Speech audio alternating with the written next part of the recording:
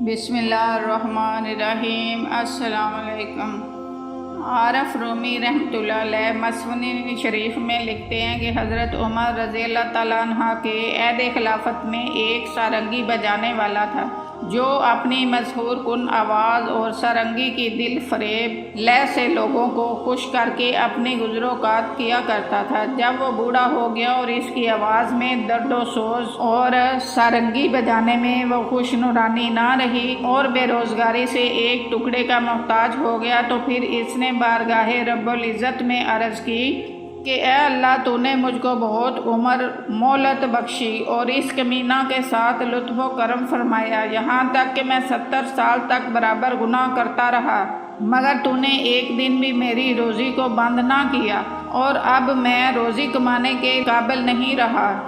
اس لیے آج میں تیرا مہمان ہوں اور آج تک تو تیری مخلوق کو سارنگی سناتا رہا ہوں، مگر آج تیرے لیے بجاتا ہوں اور تجھے سناتا ہوں۔ اتنا کہہ کر اس نے سارنگی کو اٹھایا اور مدینہ پاک کے قبرستان کی طرف آہیں بھرتا ہوا چل دیا،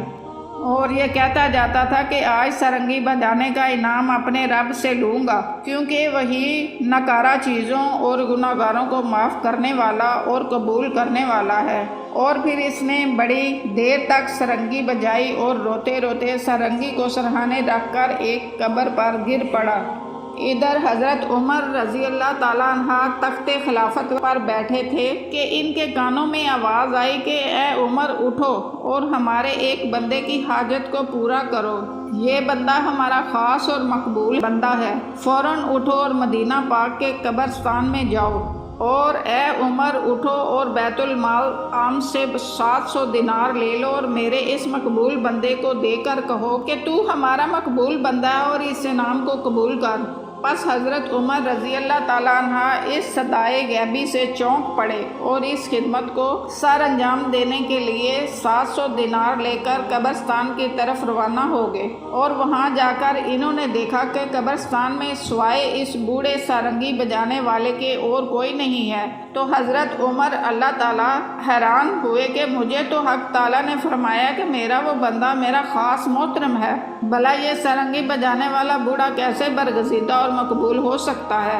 لیکن حضرت عمر رضی اللہ تعالیٰ عنہ پھر یہ سوچ کر کہ جب خداوند تعالیٰ اپنی رحمت و بخشش سے اپنے کسی بندے کو عزت دے تو کسی کو کیا عذر ہو سکتا ہے، اٹھے اور بصد ادب و نیاز اس بوڑھے کے پاس جا کر بیٹھ گئے۔ وہ محویت کے عالم میں دنیا ما فیہا سے بے خبر اپنے مالک حقیقی سے لو لگائے بیٹھا تھا اور درائے حیرت و استعجاب میں غوطے لگا رہا تھا کہ حضرت عمر رضی اللہ تعالیٰ عنہ کو چھینک آ گئی۔ وہ چھینک کی آواز سن کر چونک پڑا۔ اس نے حضرت عمر رضی اللہ تعالیٰ عنہ کو دیکھا تو ڈر کے مارے کانپنے لگا اور ارادہ کیا کہ بھاگ جاؤں۔ تب حضرت عمر رضی اللہ تعالیٰ عنہ نے اسے دیکھا کہ وہ خوف کے مارے لرز بر اندام ہے اور شرم سے منہ کو چھپائے ہوئے ہے، تو حضرت عمر رضی اللہ تعالیٰ عنہ نے فرمایا کہ خوف مت کر اور مجھ سے مت بھاگ، کیونکہ میں تیرے لیے اللہ تعالیٰ کی طرف سے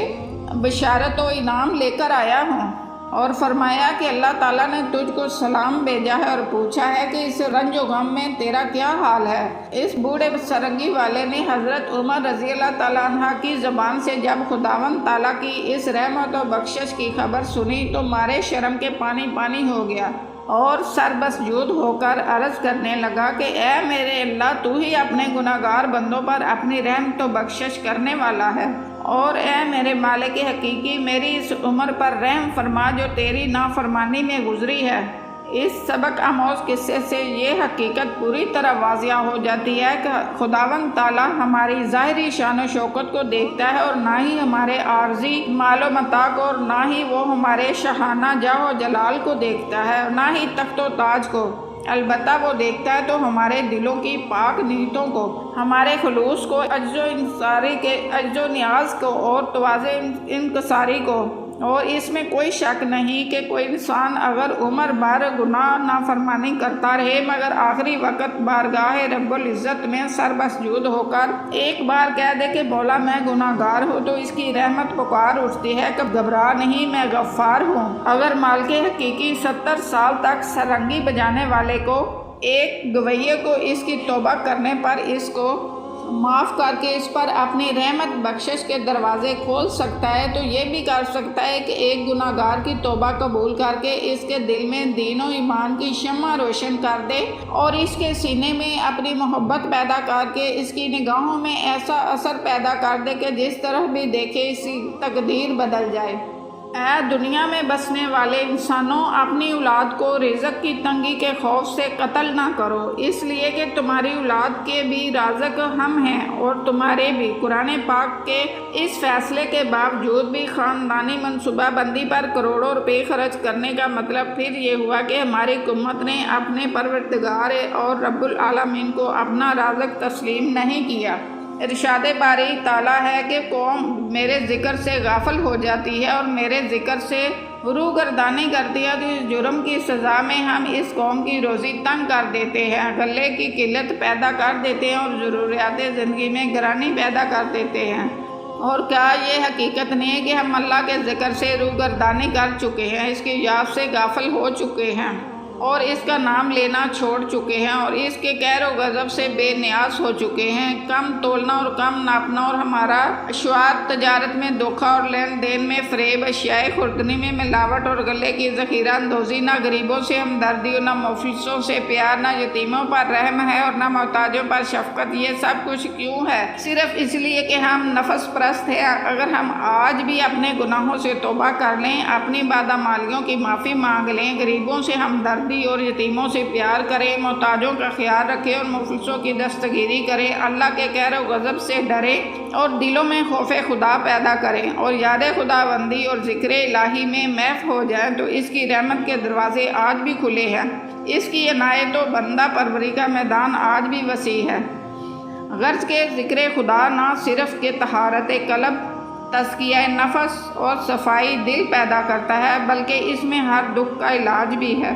اور ہر بیماری کی دوا بھی، اور رزق میں فراخی کا سبب بھی ہے اور روزی میں کشادگی کا ذریعہ بھی، اور یہ غریبوں کی غربت کا مداوا بھی ہے اور مفلسوں کے افلاس کا چارہ بھی، اور ملک و ملت کی اقتصادی الجھنوں کا حل بھی ہے اور معاشی مشکلات کا علاج بھی ہے۔ اور ذکر الہی نہ صرف یہ کہ ہر دکھ کا علاج ہے، ہر درد کا مداوا اور ہر مصیبت میں کام آنے والا اور اقتصادی معاشی مشکلات کا حل ہے، بلکہ روح کی غذا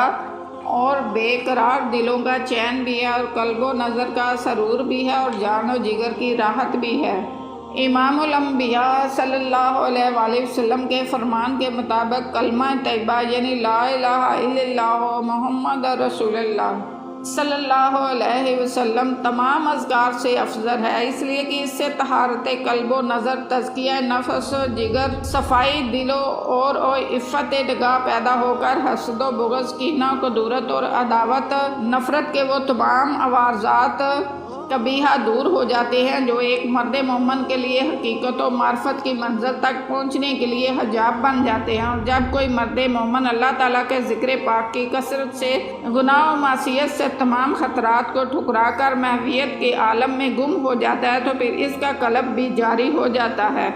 اور پھر اس کی زبان ہی نہیں بلکہ اس کے بدن کے ہر ایک بال سے اللہ اللہ کی صدا آنے لگتی ہے اور اس کی نس نس اللہ ہو پکارنے لگتی ہے اور اس کے ہر سانس سے بوئے یار آنے لگتی ہے۔ میرے مرشد ثانی نے مجھے توبہ کرا کر اور اپنے دامن پناہ میں لینے کے بعد مغرب کی نماز کے بعد 100 دفعہ کلمہ طیبہ پڑھنے کی تلقین فرمائی۔ سید المرسلین صلی اللہ علیہ وسلم نے فرمایا کہ 2 کلمے ایسے ہیں جو پڑھتے وقت زبان پر تو آسان ہے مگر قیامت کے دن میزان پر بہت بھاری ہوں گے۔ وہ کلمے یہ ہے: سبحان اللہ و بحمدہ، سبحان اللہ العظیم۔ جزاک اللہ۔